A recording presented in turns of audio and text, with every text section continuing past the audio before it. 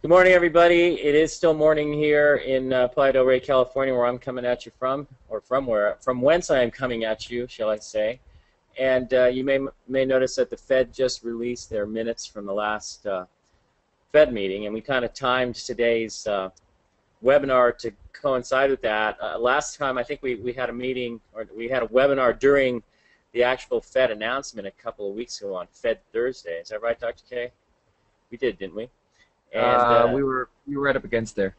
yeah, I think it was in the morning, and some asked us to stay on and comment on the Fed's action, whatever it was, and the market action following that. So what we decided to do today is have a webinar after the Fed minutes came out, and you can see that the market's coming in a little bit following the release of the minutes, probably because they don't tell you anything new. We know that QE is out there. I suppose the question is whether QE is effective for the economy. Nevertheless, I think the market today is rallying. Well, I'm going to say, well, I think it's rallying because there's a perception that Romney won, if anybody can win those debates, won the debate last night. And so you're getting a reaction from the market. Volume, I think, what are we looking at? Slightly up on the NYSE and down on the NASDAQ today. Is that it, Dr. K? That looks about right. Yeah, so here are not a whole lot. Got the NASDAQ index here on the top, and you can see that you're just kind of moving in this little range. Almost looks a little bit like this bear flag. I mean, this kind of move is suspect to me because you're drifting up, and I watched the volume here. But, you know, the market could just continue to be range-bound. There doesn't seem to be a whole lot of actionable activity going on. A lot of stocks are up in their patterns, or they're just kind of moving sideways up and down 1% or 2% every day as they're kind of building these little consolidations following their prior gains. And so the market does reflect that to a certain extent. You have to break off the peak. You're only about 1% off of your highs, so you're really not. Would you even call this a short-term correction, Dr. K? What is this, the milk fat correction? No, I wouldn't say this. I wouldn't call it any kind of correction. It was just in the middle of, kind of a sloppy uptrend at the moment, but we got a lot of that since June. It was a really wide-banding, very, very sloppy. I hate to call it an uptrend because it really was pretty much a sideways, choppy, go-nowhere market all the way to the end of July. So I wouldn't call that period an uptrend. But after July, we could get into an uptrend. Now we're going back to this bit of a market uncertainty in terms of direction. So do you have a prognosis for the market at this time, or you just think that the trend is intact? And what would cause you to change your well, first of all, what would cause the market direction model to change signal? Well, as we all know, it's on a buy signal at the moment. If the market and the leading stocks were to start showing more selling pressure, then it's going to switch either to a neutral or a sell signal, depending on how pronounced that selling pressure is. So that's really where the model's at. I mean, it continues to monitor the situation on a real-time basis, and right now we're still squarely on a buy signal. And I would like to point out that we are closer, if you can measure closeness of signal, change of signals, we are closer to changing a signal now than we've been since the model issued its buy signal many weeks ago. So we're actually closer to a change to neutral. But that doesn't really mean, it shouldn't really mean anything because there's many close calls where the model looks like it's going to change the signal and then it doesn't. So right. I would say that's almost over-analysis there, and I would keep it simple and just say we're on a buy signal for now. Right, and I guess you just keep an eye on stocks and conduct your trading on that basis. So that's basically what we're looking at. The market is holding above the handle breakout levels. You can see here on the NASDAQ. That would also coincide with the 50-day moving average. So it would seem to me that even a pullback to the 50-day, which might take it down a couple of percent, could look ugly, and some stocks could pull back in the process. It wouldn't be the end of the world. Or we could just continue to track sideways, or we see some kind of big volume move and we break out to new highs, or maybe even do so on no volume. But I think it's a matter of keeping an eye on some of the stocks and what's going on there. One of the better stocks today, let's move over to a daily chart. Regeneron has been acting pretty well, and we identified that one a long time ago. This is the daily chart here. Stocks continue to make a new high, so it's now been up 1, 2, 3, 4, 5, 6 days in a row. And you can see what it did here is it broke out. We identified it originally down here on this pocket pivot, and then there was a pocket pivot here that we identified. And so far the stock has held above that and had some pocket pivots in here. but pulled back one, two, I guess 3 times and held the breakout level before launching last week, and the stock has actually acted pretty well. It's one of the better acting biotechs. You can see the weekly chart here. Nice cup with handle formation here and breaking out very tight along the handle. That was one of the reasons we like the pocket pivot right in here on the daily charts. You were very tight in the handle, so that's continued to move higher. So that one's looking good. Other than that, things are a little bit of this, a little bit of that. Keeping an eye on some of our favorite stocks. Coors, Michael Kors, of course, is just hovering along its 10-day moving average. I think, as we talked about last week, that the 23 million share offering, and I guess it was originally 20 million, they must have doled out the over allotments and made it 23 million shares altogether dumped into the market. I think in the short term that saturates the demand for Coors stock. And so it's just going to need some time to sort of work that off. And I would look for it to just move sideways here. I would be surprised if you had a pocket pivot, right, off the 10-day anytime soon, because it would have to be higher than this volume, unless you wanted to account for 23 million shares, which I guess you could do. But it's kind of getting tricky as far as I'm concerned, and so you might just wait and just wait till you see a signal to either add or re-enter a position. So I think we sold that, right, Dr. K? Yeah, we did. Correct? And that Yeah, we will have a blow little the bit market in about 3 days, because it'll become the 11th day looking backwards. So that's 23 million will no longer contend for the pocket pivot. Yeah, so it's going to take a few days, but I think we're holding a little position right now, but nothing really of great consequence. And to me, a 10% position, if the stock drops 10%, you're going to lose 1% to your portfolio. That's very light.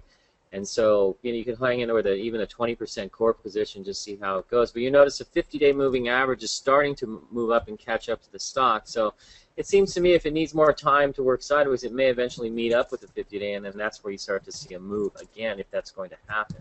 So that's where we are with that. LinkedIn is another one that's been a favorite of ours. And all it's doing is going sideways. If you look at the weekly chart, let's kind of stretch this out a little bit. Whoop, going the wrong way. There we go. You can see all you're doing here is you're in about a 3-week, 4-week flag formation in here. It's just going sideways. 50 days starting to catch up. So you could have a pullback to the 50-day moving average. That would be normal. Also remember, if we blow this up a little bit more, get out my handy dandy little pen. However you want to draw this, you can draw little trend lines. You can do it all kinds of different ways. You could see it pulling back down to this trend line in the 50-day somewhere in here. If you're depending on how you want to draw it. So it's logical that it could pull back if the market pulled back as well down to the 50-day moving average. And so I think all of those are pretty much open questions. You just have to decide what you're going to do with your position if the market pulls back or if your stock pulls back. So what I try and do, speaking for myself, you notice we were buying LinkedIn along the 50-day moving average. There are a couple of pocket pivots in here. And what I like to do is catch them in here, and then once you get the big move, I want to be on that big move, and then has it move, then I lighten up my position and either drop to a core position or even back away entirely. That's just the way I like to do it, and then let it set up again and wait for the next buy point. I'm always looking to get these streaks to the upside to be very heavy when those happen. So right now, to me, the stock's hanging out. If you have a position in it and you're up on it and you bought it lower, either on the pocket pivots down here that we told you about or the breakout, which is right in here, and it's still holding well above that, there's nothing really wrong with it. You just let the stock go sideways if that's what you want to do. I'm kind of waiting back to see if the thing issues some sort of a pocket pivot off the 10-day moving average. But notice now it's gotten above the 10-day moving average. It's tracking along, so it is in a position to set up for a pocket pivot. So that's something you want to keep an eye on. It's fizzling out today. Today I tried to go higher above 123 and ran into a little bit of resistance. So, but other than that, not too bad. Amazon's another stock that's continued to act well. All it did last week was bounce off the 50 or 10-week moving average. Notice how the 50-day moving average, because it's calculated differently, is lower, so never quite got there. And then, of course, Apple, nice scoop off the 50-day moving average if anybody had the anatomy to do so, which, it was actually viable there. It's a nice 3-day trade. I mean, these sorts of bounces, to me, I'll use a 3-day rule and see if it goes for 3 days and then sell it on the 3rd day if I'm looking to play a bounce. Now, if you're looking to accumulate Apple stock on the pullback, I think it's got more time in here, and I would look for some more definitive sort of pocket pivot type move. You got a nice volume spike here on, I think it's Tuesday. and it was not enough power for a pocket pivot. So the stock now is kind of just drifting up into this area of congestion, and so it may just have to back and fill. Has Apple topped? I don't know. I was writing last night that I think of that Robert Frost poem, "Will the world end in fire or ice?" And sometimes I ask myself, how will Apple finally top? Will it be a climax top, where they have some hot new product, where everybody suddenly has to be in the stock? Or will it just kind of roll over as buying interest in the stock just kind of ices over and it just kind of rolls over? Dr. K, how do you think Apple's going to top? Well, Are you a betting man?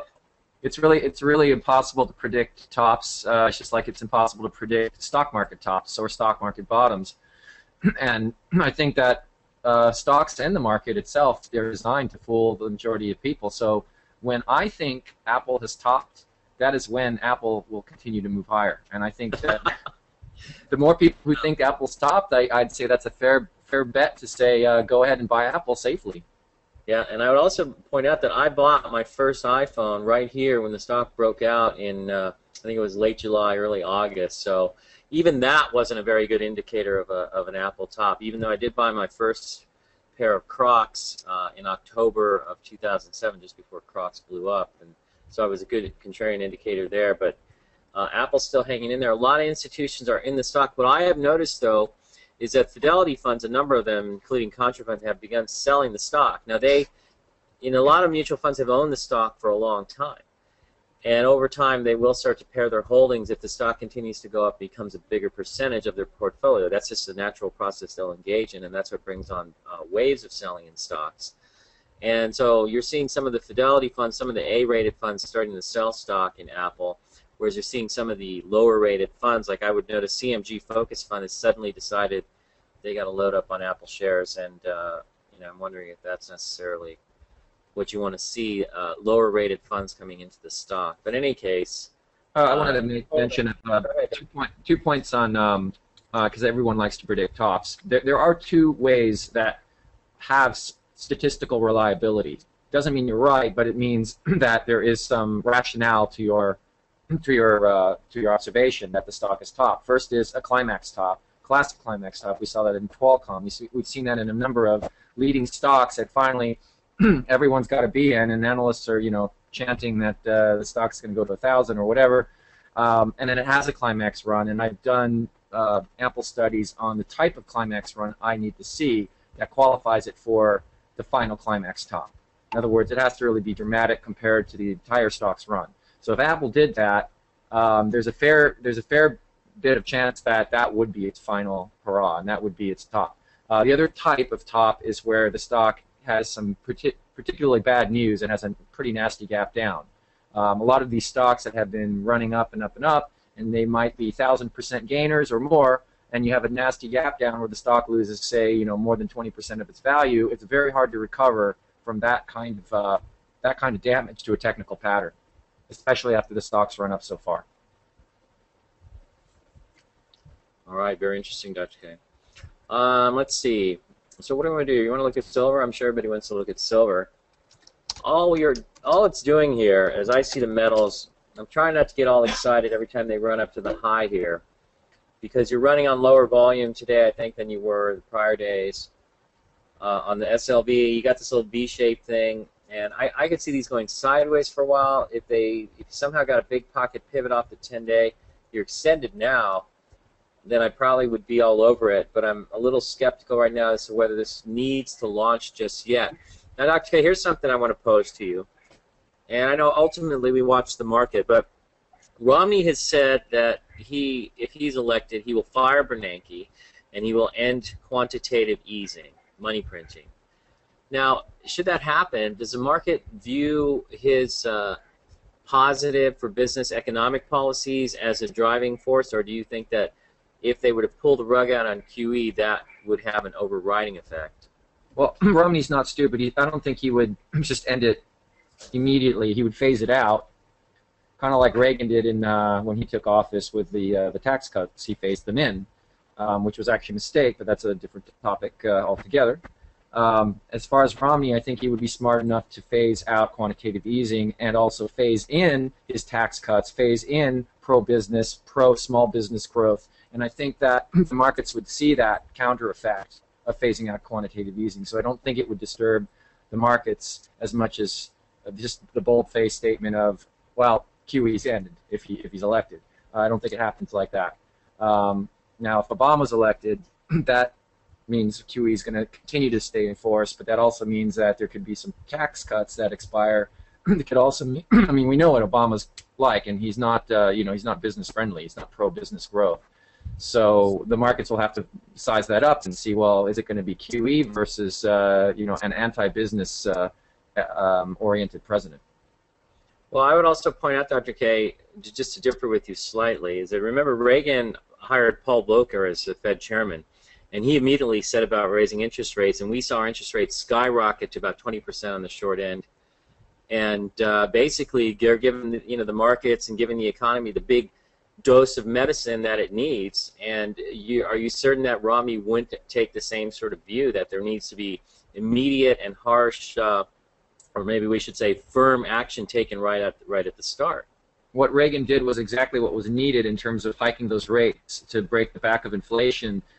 He needed to take one more step, as Arthur Laffer indicated, and that was not to be gentle about phasing into tax cuts. He should have just done it. Just everything should have been done all at once. Now, in terms of what Romney's going to do, I think that's anyone's guess. If he took a very hard line and said, no more QE, that's it, Bernanke, you're out of here. But here we go with my policies going forward. I think what we'd see is a pretty harsh sell-off in the market, then a stabilization, and then a look to the future. So that is possible. It is possible he takes that tactic of, let's let the patient, the patient's got a tumor, let's excise that tumor now. There's going to be a lot of pain, and maybe we're going to have to apply some chemotherapy, but the patients will lose all their hair, but it'll grow back, and we'll see what happens. I mean, I'm very curious what Romney's thinking is, and of course his thinking is going to be dictated by his advisors' thinking, because he's going to be relying on those people.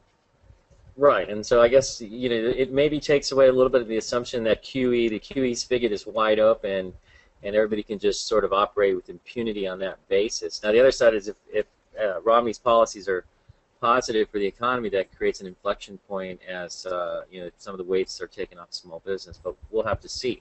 In any case, the market is always your ultimate guide, so we'll just kind of stay there. But that's what we're looking at in the metals, which kind of launched this whole diversion. You're also seeing the GLD is breaking out to new highs, so that's coming off the 10-day moving average. Does it look like it might be on track for a pocket pivot today? Yeah, it's close. Let's see. Well, we got an hour and 40 minutes left in trading. Probably not. Probably we'll just miss it. So but that's still constructive. Very. Certainly, if the market thinks that Romney is going to end QE, it's not showing it in the precious metals today. So somebody says, will you take profits on the indexes if they made a double top? Would you, Dr. K? I don't really look at double top formations in indices. It's not something that's proven reliable. So that's not a pattern I would be paying attention to or taking profit. I tend to not take profit. My style is to really let the stock hit my sell stops before I'm going to sell it. And that's even true with Climax tops. With Climax tops, I still keep my stops fairly loose, because a Climax top can be disguised as a Climax top, but really it could, after a seemingly Climax top, the stock may form a high tight flag and then move higher. And if you sold your position, then you might very well get left behind. Right. And as Bill O'Neill used to tell me, every cup formation is a double top. So you have the indexes make this double top, but this just set up as a cup with a little handle here, and you've broken up to new highs. I would only be selling if you had some sort of breakdown through this level in here, and it was pretty serious. You can also see people get shaken out on a move below the 50-day and the lows here. That could be a logical bottoming point. But one of the things I'm watching here is I don't really like this little weird rally, and it depends how it pans out. But it looks suspicious to me, and I wouldn't be surprised to see the indexes come down again. And I think after this move, that would be normal, and we wait till the election, and the market bides its time as the election comes up, and then some sort of move occurs on that basis. I remember when Clinton won in November of '92, we had a nice market rally, and into the end of the year. Remember that, Dr. K? And then I remember in 2004 when Bush beat Kerry. We had a nice little market rally. So you could see the market rally into the end of the year, if Obama loses, or for those of you who think that Obama is the savior of the world, then I guess if Obama wins, depending on your point of view. So somebody says, I must be in a very good mood today after Romney kicked Obama's butt. I want to remind people, and I think it's kind of funny that Dr. K, we're pretty much, you and I are probably more libertarian than anything, right? We're not really Absolutely. Republicans. Yes, yeah, well, and so, libertarian and objectivist. And so it's interesting, if you argue an issue in favor of what is the so-called conservative side, immediately you get labeled a so-called right-winger. But Dr. K and I like to fly with both wings, and so I look at, I think that any rational person has to just assess the issues objectively, and I think if you are a truthful and honest and rational person, you must at times disagree with both parties, because they're mostly parties of big government. And I think the two parties together have gotten us over the last, say, 6 decades into the mess that we're in today with this idea of just borrowing and spending and giving everybody everything for free. So I think they're both at fault. So I don't really care for either party. If I had my pick of candidates, probably would be Gary Johnson, the Libertarian candidate, but that's just me. But I'm not a Republican, and I never voted Republican or Democrat in my life. I've always voted Libertarian. So there. Anyways, but I notice some people do get miffed, and whatever, that's their issue. Somebody's asking about Intuitive Surgical. Is this a short? Let's see. I'm going to get, I did it again. I always start pulling stuff up on the NASDAQ chart, which has NASDAQ volume on it, and that's not going to give us the right thing that we're wanting to see here. So looking at Intuitive Surgical, I'm looking at this here. I think as it rallies up here, it's going past the 200-day moving average. The 50-day is crossed below the 200-day. If the market weakens, that would be a name I would be looking to short. So you kind of have 1, 2 waves down. It's been tracking sideways. You're not seeing a lot of selling, though. So the nice thing here is if you do short it, you have a pretty close stop. If it breaks up to the upside, you could be out of there. But it's not a pattern I would buy.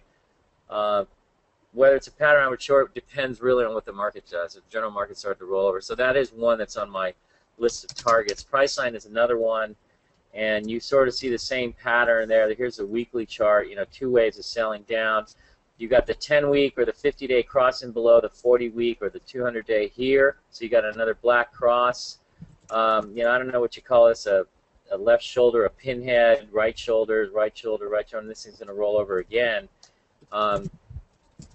But that's another one I'm looking at. And it's similar to Intuitive Surgical. So, those could be shorted here if you're using a stop, 3 to 5% max. I'll generally tend to use a smaller stop, 2 to 3% myself, but also be willing to come after it if it goes higher, if I think you can make money on the short side. So far, really all you've been able to do is hit stocks for a couple of bucks. And I know last week I was talking about shorting Caterpillar right here, and I got a couple of bucks out of it, but it doesn't seem to want to continue breaking and get some support along this level. Maybe it is still shortable and up into the 50-day, and it is going to roll over. So, but this is kind of a big, massive, ugly head and shoulders thing, and it's looking pretty ugly. The other one that's looking pretty bad is Chipotle Mexican Grill, which we were talking about on the short side up here, and it did break down, and you're rolling over. You got a big right shoulder here. Now it's down here to support. Watch any bounce on this one back up into the 50-day at, say, 307. That could be a shortable move, so I'd keep an eye on something like that. But those are the stocks that are on my watch list on the short side. But there's really not too much. There's not much money to be made there right now. That's all I would have to say. But it's possible that things could start to break down, and I'm sort of keeping an eye out for that. I'm not really leaning too hard one way or the other. Just trying to go with the flow here. You can see silver right now is backing off a bit from resistance at 34, so it's hanging out. Hey, Dr. K, I noticed one of your new favorite ETFs is this USLV. That's a 3x long silver. So this is my kind of ETF. That's all I have to say. Yeah, it's nitroglycerin, exactly. Yeah. But yeah, it's just 3 times the SLV. That's all it is, and so it gives you a little bit more bang for your buck. And you can position size it however you wish as well. And given the accounts you can manage, it's a viable vehicle. It's wild. I love it. Anyways, Coors, not Coors. Someone else is mentioning Yum, and it's interesting. I was looking at this morning, and here you have a left shoulder and a head, big head here, and a series of right shoulders setting up in Yum. Notice it's hanging above the 50-day moving average. You can see here's the blue 50-day moving average dropping below the red 200-day moving average. So that is a black cross. It is hovering. Somebody points out that, let's see, what are they saying? Yum reports next Tuesday. It's a gauge on China demand. It's acting poorly. Coach, TIFF, and cores are correlated. If they miss, maybe an opportunity to pick up cores, which is more U.S. focused. Well, I suppose if I don't know if Yum would miss and that would affect Michael Kors. Yum is a restaurant, is it not? It is. Yes. And Kors is a retailer. So I've been keeping an eye on. Fast food, and specialize in fast food like KFC and all the fast food chains. Yeah. So Lulu, it's like more like Kors to me, and it's kind of in this big cup with handle. It's sort of a deep cup, and I think that if you think it's going to run out of here and break out, it's probably viable on pullbacks down in the lows of the handle. But I think with this sort of a deep cup, it's going to need more than 2-3 weeks to work some of that off, and probably will build a handle. But I'd keep an eye on this one too. Can Lululemon head off on another run? It seems impossible, but you never know. A lot of these stocks can go a lot higher than you think. When you look at the stock altogether on its run, or the whole move altogether like this, look at that thing. Let's see how long it goes. Look at that move. Just a long move to the upside. So, is it late stage? Is it a big ugly cup with a handle and it's going to fail? I don't know. But right now it's acting okay. And I keep an eye on this one as well because I think it's more related to cores than anything else, than Yum, say, for example. All right, I'm going to cruise through some more questions here. Some of the, people always ask about Calumet. It's a great little stock. It acts well. It's just continuing to go higher. So don't really see. Here's the weekly chart, and you can see this breakout. Let me make this a little bigger. You can see this sort of breakout from a funky-looking cup with handle. Notice how you got the big down volume here, but it still breaks out and goes higher. So it's acting fine. There's no real reason to sell it right now. So, and I couldn't tell you when, unless you're probably using. Looks like you're using the 10-day moving average as your selling guide. Is that right, Dr. K, on this one? Take a look. I would. Well, on the 14th of September, it closed 29.15. That's roughly closing at the 10-day. So I would go ahead and use a violation of the 10-day as your selling guide. And also keep in mind this is an oil stock. Oil stocks tend to trade pretty sloppy. So I would definitely be using the 10-day as your selling guide. Yeah, and if it starts streaking, no reason not to take profit. So Alkermes is a stock that we get a lot of questions about, and it's a $20 biotech stock. Got great earnings. The last couple of quarters up 875%, and the quarter before that up 186%, and those numbers were 39 cents and 12 cents on sales growth of 146% and 155%, which is pretty good.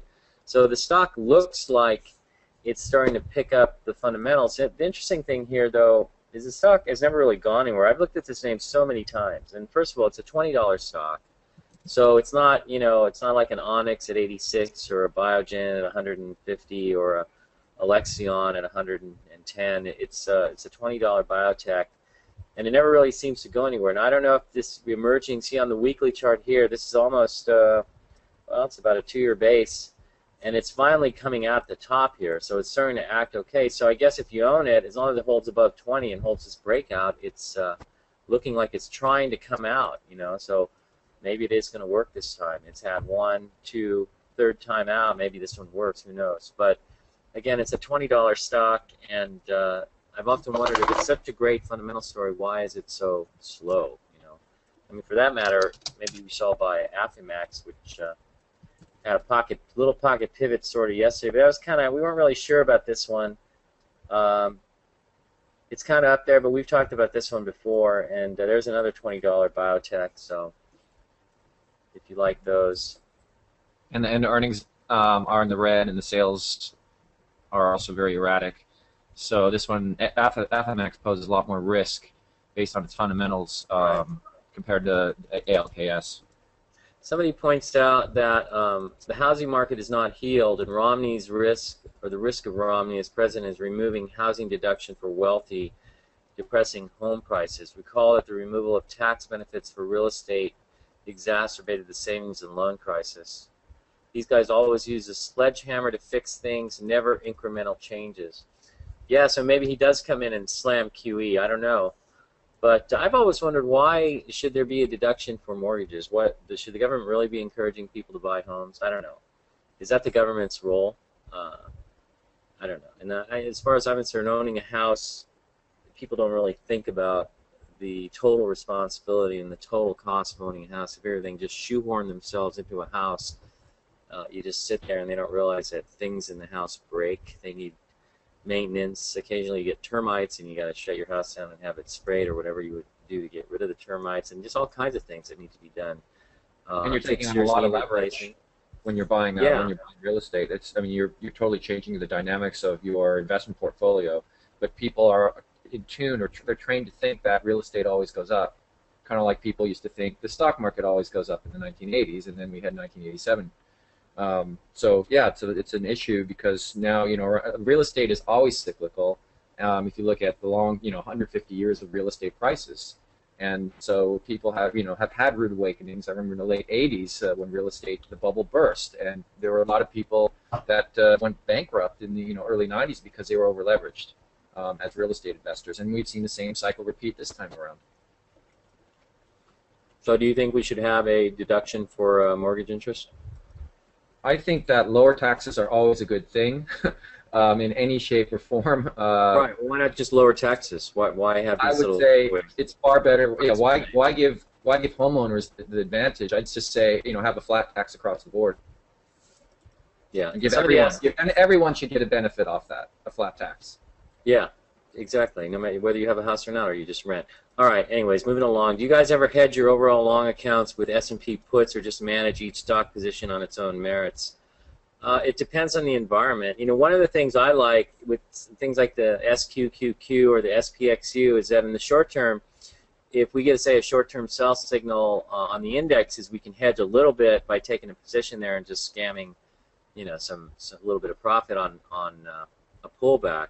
So that's one way we do it, but not overall. We don't implement these sort of structural hedges in our positions, and it's not anything that we would seek to do anyways. We're trying to figure out the trend of the market, and we just want to go with it, so without hampering ourselves. Somebody says, last night Obama gave community organizers a bad name. I also think he's sort of a walking advertisement for teleprompters, because you see how bad he is without one. So anyways, Comcast, I like Comcast has actually acted pretty well. So has Time Warner Telecom. And I'm wondering what's going on with these cable companies. There's some major development here. I kind of like Time Warner Telecom on the Bible gap up. Of course, you would use the low here at 26.89 better. So, but Comcast, it's acting as pretty well on its own. So, these look kind of interesting. They're kind of up there, but I think between the two, if I had to pick one to buy here, I'd probably pick this one if I was interested in these companies. My problem is I have a bias against cable companies because they've perennially been just these slow movers. Do you like cable companies, Dr. K? Do they get your blood boiling? They're good. They're good sleeping pill. Somebody asked about Fossil. Fossil's like the weirdest. I'm not going to say what this looks like, but these two big mounds here, whatever you want to call them. And it's like double head and shoulders. And this pattern kind of reminds me of AOL and Schwab way back when, in 2000. They had these double breakdowns and these big ugly things. And, is this a short? Could be. But you don't really have any evidence to be shorting it because there's no real selling volume coming in here. And on balance, you're seeing more buying volume. But it is petering out. I would check it out maybe if it rallied up to the 200-day moving average. That might be a good spot to hit it if you wanted to try shorting it. But I think the macro pattern definitely argues for weakness, and that looks pretty bad. So that's how I would approach it. And of course, you can, as Ross Haber likes to say, you can do any trade you want as long as you got an out point, as long as you got a stop. So even here, if you wanted to short it, thinking it's not going to get above this range, you just give yourself a couple of % on the upside to stop yourself out if you wanted to try it. Or you could just wait for a break through the 50-day moving average on some volume. So that's another way to deal with it. Okay, somebody's given us a list of stocks. So look at Mellanox. As far as I'm concerned, anytime it rallies into the 50-day, if I could borrow it, I'd short it. So I'm not messing with it. We'd have to wait to see a new buy point. You concur, Dr. K? Yes, I do. Okay, good. That's all you have to say. What Disney's to be holding said, up really. there. What's that? Nothing more to be said on that one. No, no, just wait for a new buy point. Disney's hanging out. Stock's broken out of this little flat base. It's hanging out, holding above the 10-week line. Nothing really, that's negative there. It's just holding up there. Surprisingly, Facebook is a little bit of a disappointment. You have these pocket pivots here, but it's just kind of going sideways. I don't know if it's finally trying to carve out a base, but I think probably the problem with Facebook is that you have all of these share lockups, and you're just going to have this continuous supply pouring on the stock, and until that's all worked out, I don't know if the stock can get a real big move going, unless it's going to rely on Mark Zuckerberg being interviewed and talking about some secret product they've got coming to get the stock going again. So, I don't know. I don't really see any basis for the stock moving higher. It's tried to. Maybe it continues to move sideways. But if you're long it off the lows, I guess you could try and hang on to it here, but right now I'm not playing this one.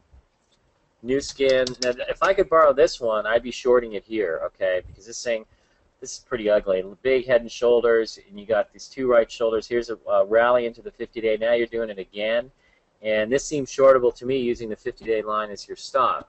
So I've been trying to borrow this, can't borrow it. So can't borrow Mellanox. And I think that some of these are in decent positions here, especially this one. It could go a little bit higher. Optimally, you might want to hit it at closer to 43, where the 50-day line is. But it's pretty ugly. But you can also see how when you break and you drop here, you go from the 50-day line at about 44.80, and you drop all the way down to a low of 36.20. What do you got going there? You got about 20%. You want to take that, and that's why you set percentage gains. I would probably have been covering this if I had shorted up here. Honestly, I would have probably been covering on the undercut here. And then you see how it just has this rally, and if you think it's just going to break, it can really take well out of your profit. So you always want to be setting percentage profit objectives, 10, 15, 20%, whatever you think the stock is going to give you. Hot.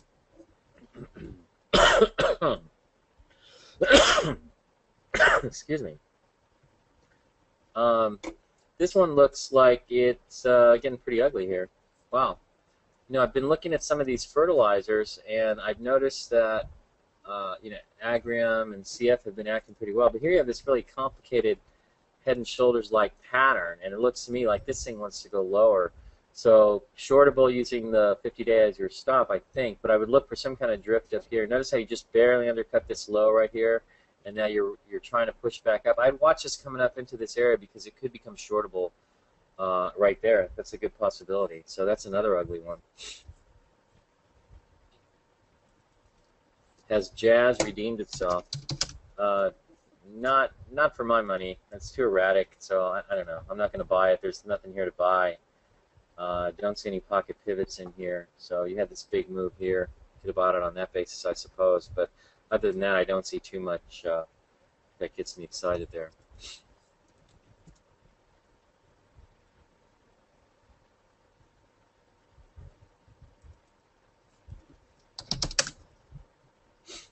ResMed, I don't know, just holding the 10-day line, so it's just continuing to move higher. So there's nothing there.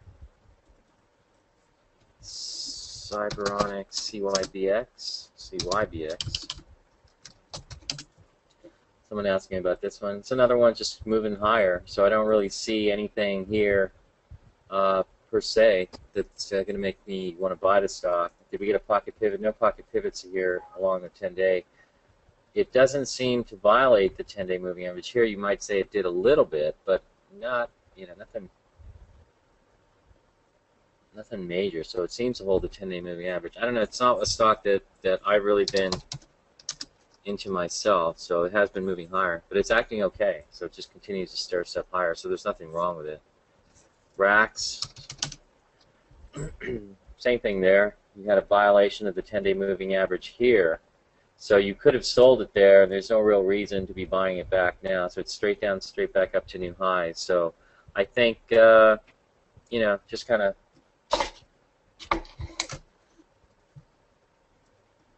if you still own it, I don't see why necessarily you want to sell unless you had another violation of the 10-day. But I'm not a buyer here, that's for sure. That thing's way up there.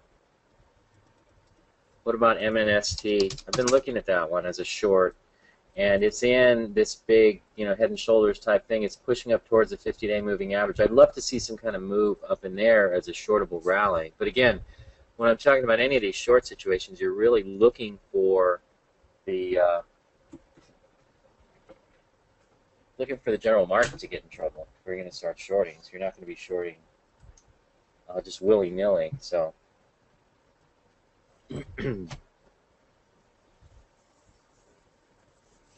But that's what I'd be looking at on this one. I don't know if it's going to get up through this range. I mean, you could even try to short it here with the idea that it's going to roll over and find resistance at the peak of this range that it's been in. So you're not getting much buying interest, but there's also not a whole lot of selling interest as well. So, I'm not really sure on this one. I've been watching it, but I keep thinking I'd much rather prefer that it rallies up here. You notice you do have the cross of the 50-day below the 200-day moving average.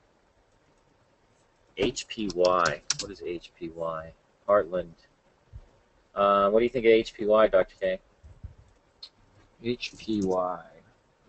Heartland Payment System. Get rid of it. If you've got it, I'd be selling this. It's a nasty gap down on big volume. So here's your chance. Here's a chance to make the exit before it potentially goes lower. I don't like the pattern at all. SWY, Solar Winds. And you got to pull back to the 50-day moving average. I guess you could try and buy it on that basis, but it doesn't really tend to hold the 50-day moving average. So I really don't like the fact that it's acting very well and then it just cracks. What's your take on this one, Dr. K? SWY, well, it's got the pullback to the 50-day. It's got support there. And let me just see. The fundamentals look pretty solid.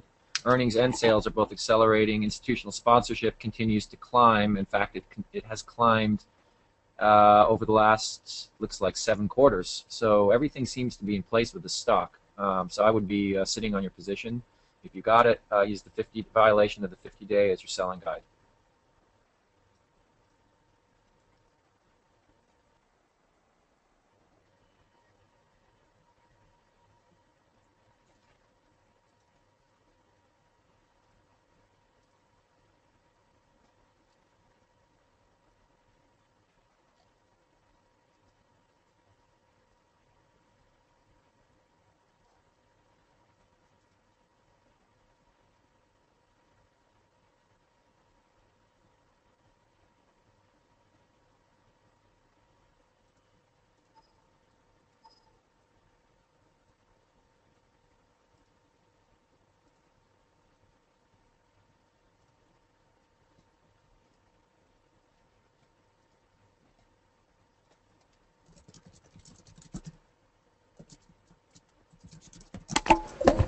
All right.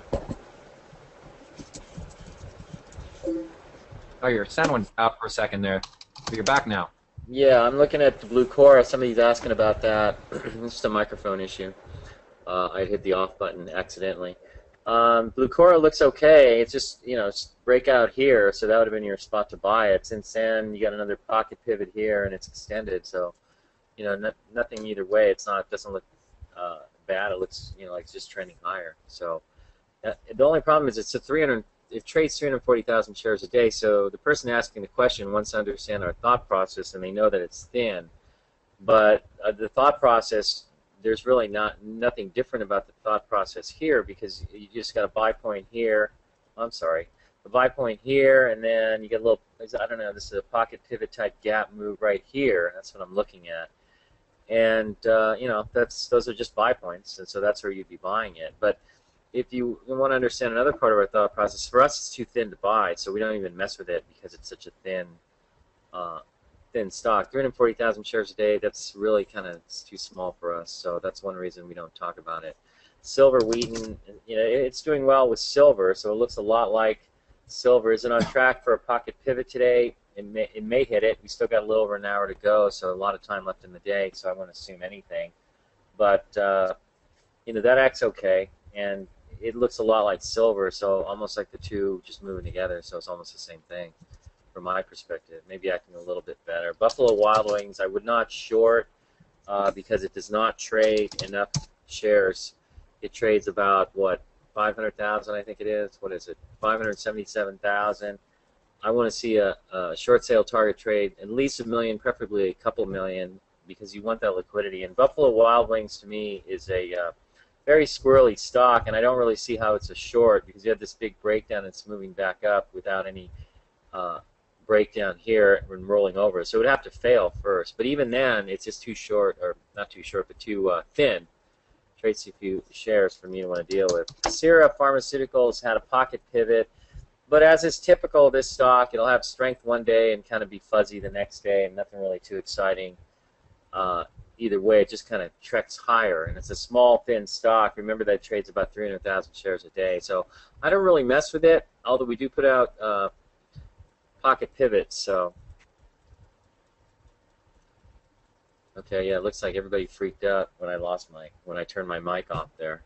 So, anyways, let's see. That's all the questions we've got right now. I mean, it's hard to say what if you should be buying hand over fist here. I think you just kind of work with things as they're moving along, and don't get too excited one way or the other. Just work with your positions, and I suppose unless you're an aggressive trader like me, you're just kind of sitting with some positions, letting them do their thing. I'm kind of looking for another big movement here in some of these names, these leading names, and so I'm kind of watching for that, but you don't really see it. Things are a little bit choppy. There's not a lot going on, so we're just kind of watching how this rally progresses. Are we trying heavier volume today, Dr. K? Right now, we are higher on the S&P, lower on the NASDAQ. Yeah, so it's just kind of a nice, it's a Romney bounce to get today, I guess. If you think he won the election. Now, I'll answer a few more questions coming through since we got about 10 more minutes. Fusion IO, again, we've talked about this one many times. Don't really like this pattern on the weekly chart. It's just very sloppy. So we don't really have anything to think about that in terms of wanting to buy. We'd go with higher quality issues. Somebody's pointed out that Regeneron is making a new 52-week high. We talked about that one earlier. It's just going higher. Can I add position here on Regeneron? Well, why? How? There's no, you're asking us to tell you can add here. Why would you add here? You would need to see a pocket pivot coming off of the 10-day moving average, which is way down here at 151. So it's 10 points past, more than 10 points past the 10-day moving average. So, you can't really add. You have to wait for the 10-day to catch up to it. So, Ellie, this one had a pocket pivot yesterday, but I don't really care for this stock just because it is erratic. And notice how you get a nice pocket pivot. It's a one-day wonder move, and it just doesn't go anywhere. Meanwhile, Nationstar Mortgage acts better, but that's starting to get a little bit erratic here as well. So, a little of this, a little of that, and really doesn't go anywhere as far as Ellie is concerned. And you show a pocket pivot one day and you just reverse, and you're coming in with heavier volume. So I don't really care for that. A stock I just kind of avoid. CHUY, Chewy Holdings. This looks like you had a pocket pivot here. So, if you follow pocket pivots and you like these thinner stocks, but this is a tiny little stock that trades 110,000 shares a day, so it's not anything we're going to touch. But it does have the pocket pivots in it, but, you're extended now, so there's not much going on there. Talked about NSM and Ellie. Now we got a bunch of questions coming in. ARCT looks intriguing. Uh-oh. It's one that never hits my radar. And it's a thin, cheap little stock, so not one I would be interested in. Do you know anything about this American Realty Cap Trust, Dr. K? I've seen this one before. It's a REIT stock, and REITs are not really stocks that I'm interested in playing because they tend to be pretty slow. Yeah, doesn't really get our blood boiling here, and it's a cheap stock. Chewy is really good Mexican food out of Austin, Texas. Right on. I'd have to check it out. But they have to have menu, Sounds though. good. If they don't, it's not a real Mexican restaurant, right, Dr. K? That's exactly right. Anyways, what else can I go through here and cover? Onyx Pharmaceuticals, another name we like, is acting fine. And you'll find most of these are Z. We talked about this last week when you had the major break in volume here and the heaviest one-day volume. We said you got to sell any bounce off the 50-day, and bingo, you get a bounce, and the thing is dying a brutal death here. XXIA is another thin stock. I saw this pocket pivot in this thing. I believe it was right somewhere in here. Where was I guess was it this day? Ixia, I guess is what they call it. But I saw this breakout here, and it's a slow stock, $17 stock, but it trades 477,000 shares a day, so it doesn't really fit my minimum. But there's nothing wrong with it, I guess, as long as it holds the breakout, which is right around, I guess, just below 16. So nothing really major there. Buy point for NSM. Why would that be a buy point? Unless, for that to be a buy point, it would have to get a pocket pivot off the 10-day moving average, and for that to happen, you'd have to have volume today that's heavier than yesterday's volume, and that isn't going to happen. It doesn't look like with an hour to go. So no, not a buy point. But that also means that you don't understand what we consider to be buy points. So I would go to the facts section and type in buy points on the website and look that up. Can you describe how you run your watch list process? Do you run them daily, weekly? What criteria do you use to drop for new ones? You want to answer that, Dr. K? Sure. It's dynamic. It's real time. If I see a stock on my watch list that is not measuring up, then I will remove it. If I see, when I run my screens throughout the day, if I see a new stock that is not on my list and deserves to be, then I'll put it on. So the list is always being changed as needed. And I think that's the best way to operate because it keeps you really clean and efficient in terms of being able to capture any new stocks that might be emerging from appropriate buy points. And of course, we alert the members that we've spotted such a stock. So yeah, I mean, it's a good thing that Gil and I have this kind of crazed, insane focus when it comes to the markets. We don't like to be away from them because you never know when you're going to miss that golden opportunity.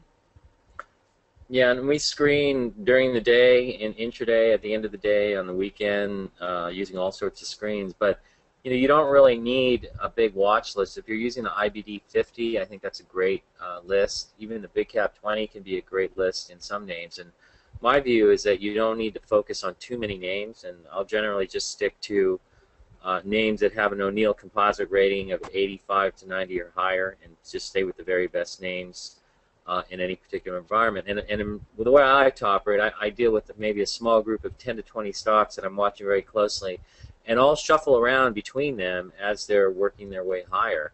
And it's sort of a choppy market like we've been in that's somewhat rotational. That has turned out to be a decent strategy in terms of taking profits when things are streaking to the upside and then letting them move sideways as I move to maybe some of the other names on my short watch list. But I get to know some of these names, 15 to 20 of them generally pretty well, and how they trade, and just look to be opportunistic in the name, especially in an environment like this. So add to AFI.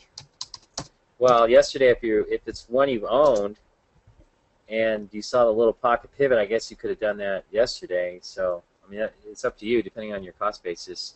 That would be a buy point. So you have to decide what you want to do on that. So, anyways, I think that's really all we have. I'm watching Amazon finally pushing back up to 260, so that's acting pretty well right there. And what's Apple doing? Apple's just kind of hanging out. Maybe this bounce off the 50-day moving average will work for the stock. We'll see. What are a couple other ones? Just it's Coors hanging out. That's still just I don't care much because I think it's going to eventually meet up with the 50-day one way or another. And LinkedIn tried to move higher and it's hanging out. Doesn't look too bad either. So it's just kind of quiet, kind of slow. Would you say so, Dr. K?